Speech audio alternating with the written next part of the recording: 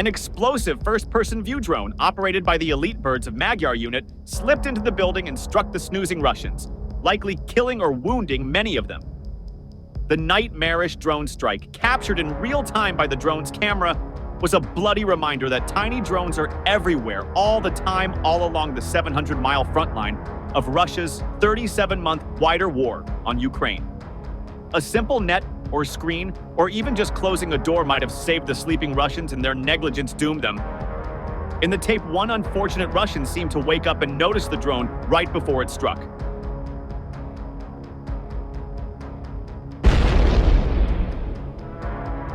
The FPV drone that visited the snoozing Russians wasn't just any FPV. It had an infrared camera, making it capable of around-the-clock operations.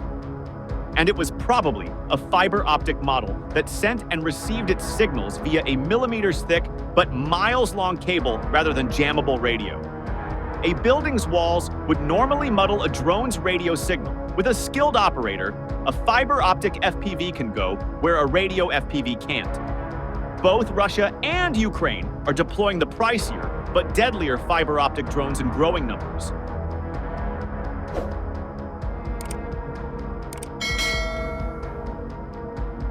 A Ukrainian fiber optic drone recently, which is done in the nighttime strike on somnolent Russians, might not have been possible just a few months ago. The first generation of Ukrainian fiber optic FPVs was awkward and inefficient in design and potentially too bulky to maneuver through a building. Any FPV drone has three critical components in addition to its basic airframe, motors, and propellers: a warhead, a battery, and a voluminous container for a spool of thin fiber optic cable that might be 13 miles long.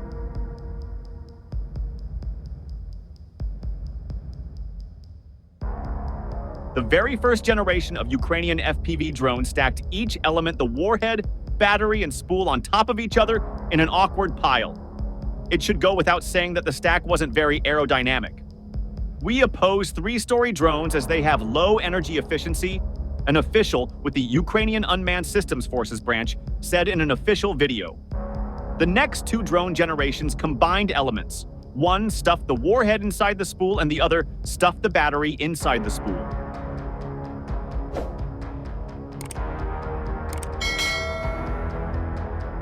It's worth noting that Russia has also settled on two-story fiber optic drone models.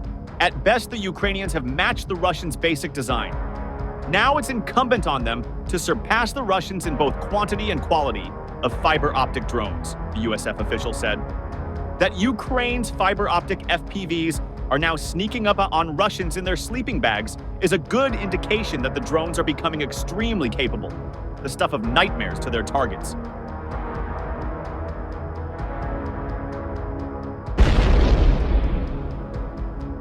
Currently, Russian forces have seen their armored might dwindle to the point where Ladas and civilian vans have become their last resort in conducting vehicle assaults.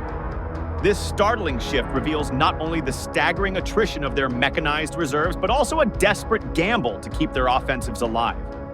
Over the past 3 years, Russians have lost an immense number of armored vehicles due to their intensive and prolonged offensive efforts, with Ukrainian military sources reporting that Russians have lost over 10,000 tanks and 21,000 armored vehicles.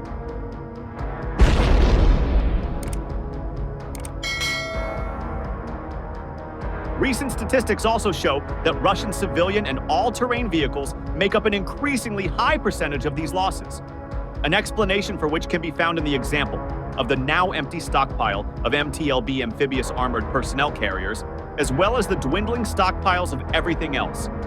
Before the full-scale invasion, Russians had approximately 3,300 MTLB vehicles in active service, with an additional 2,000 to 3,000 in reserve.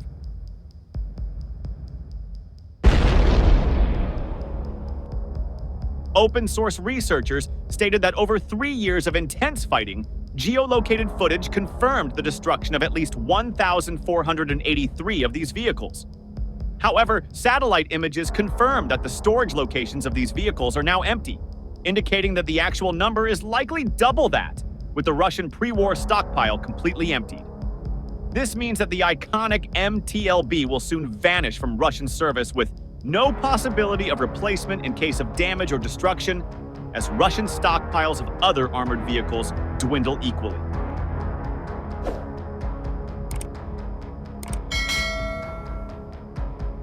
In response, some Russian commanders have acted to conserve their decreasing reserves of armored vehicles at the expense of the lives of their soldiers who have to advance without sufficient armored support. Regular Russian soldiers on the ground are forced to seek alternatives to mechanized vehicles, as moving across the open fields is suicide in the age of drone warfare. Russians initially procured Chinese military transport vehicles to compensate. These light, all-terrain vehicles had superior mobility to Russian armored vehicles, but since they were unarmored, they were left vulnerable to artillery shrapnel and small arms fire, which led to even higher rates of losses.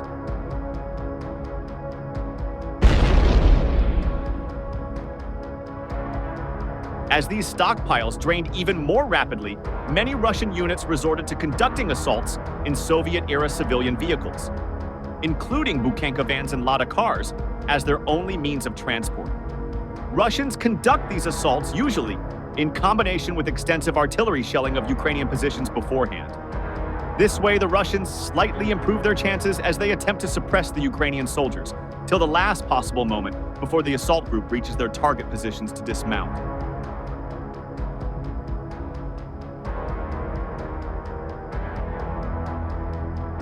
This is why Russians already quickly started converting the Ladas into pickup trucks, with cages on the back where Russian soldiers could stand.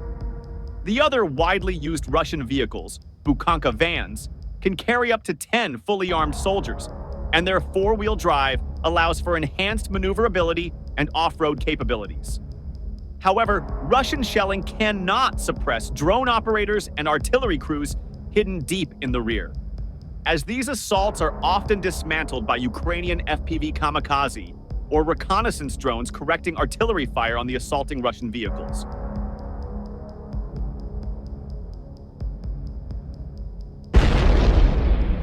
Due to the lack of armor, even indirect artillery fire can eliminate whole squads of Russian soldiers through shrapnel flying hundreds of meters per second, or by simply igniting the exposed fuel compartments, as the Bukhanka vans have been noted to be akin to driving petrol bombs. Still, these civilian vehicles remain the only way Russians can quickly transport troops during an assault, with the alternative being to move the soldiers on foot if the unit commander decides to save armored vehicles for a future offensive.